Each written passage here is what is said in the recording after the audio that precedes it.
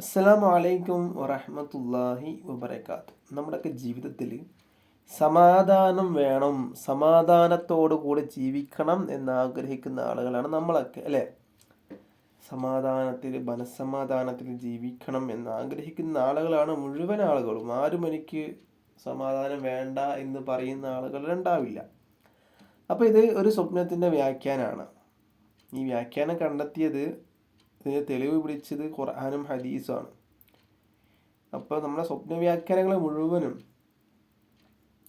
ഇസ്ലാമികപരമായിട്ടുള്ള സ്വപ്ന വ്യാഖ്യാനങ്ങൾ, അതായത് ജ്യോതിഷത്തിലൊക്കെ സ്വപ്ന വ്യാഖ്യാനങ്ങളുണ്ട്. അതൊന്നും യഥാർത്ഥത്തിൽ സ്വപ്ന വ്യാഖ്യാനങ്ങളല്ല. ഭാരതന്മാരായ വ്യാഖ്യാതാക്കളായ പണ്ഡിതന്മാർ പറഞ്ഞ കാര്യങ്ങളാണ് യഥാർത്ഥത്തിൽ സ്വപ്ന വ്യാഖ്യാനം. അതെവിടെ നിന്നാണ്? ഖുർആനും ഹദീസും നോക്കിയിട്ട് തെളിവ് പിടിച്ചുകൊണ്ടാണ് മഹാരഥന്മാരായ പണ്ഡിതന്മാർ പറയുന്നത്. അപ്പോൾ